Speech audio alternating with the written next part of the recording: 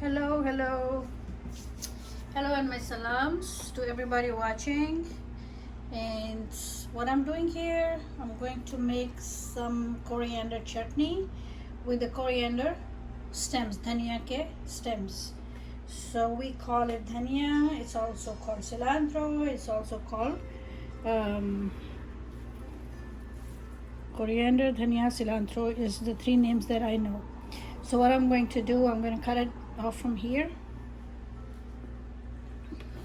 And after cutting it from here, I'm going to leave a little bit of leaves. I will use the rest for the curries or whatever garnish, but this part is going to be my chutney. So then I'm going to use some kind of red pepper in it. Everybody has different level of tolerance for heat.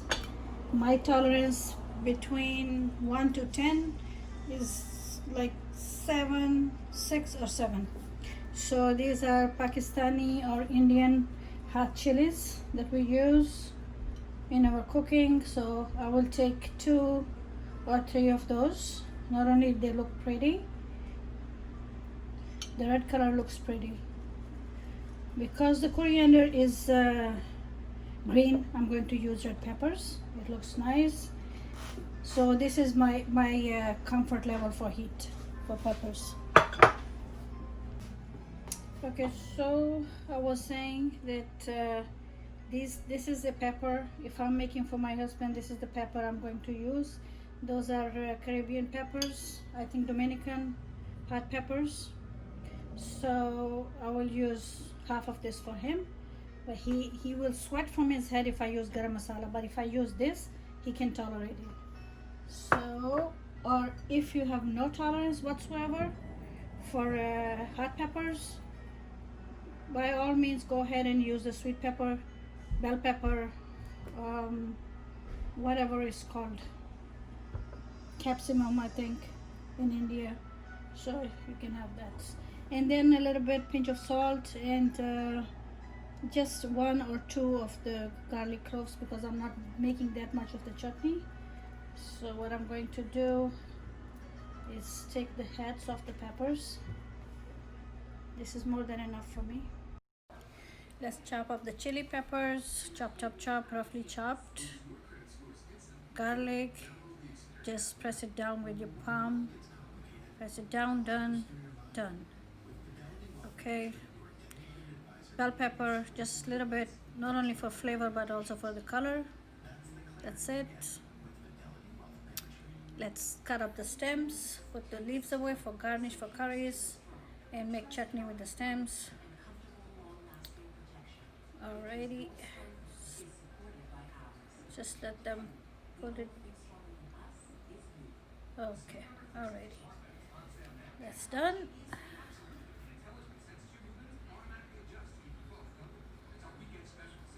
Let's put salt according to your taste and needs, just a pinch. Is to take the olive oil and around 1-2 spoons.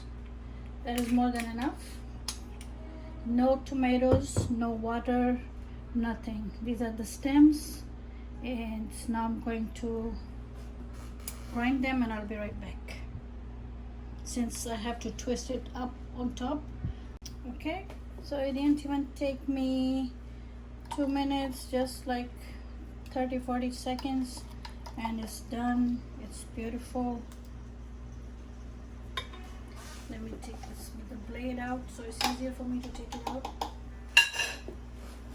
There you go. This is my dhania stem chutney, cilantro stem chutney, or coriander stem chutney, whatever is that you want to call it. When I first came to America and I told my husband that I want dhania, he's like, what? I said coriander. So he went to the market and he came back and says, there is no such thing as coriander.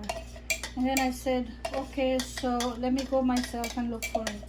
I looked for it, it said cilantro on it, and then I had to smell it and taste it to make sure that it was coriander.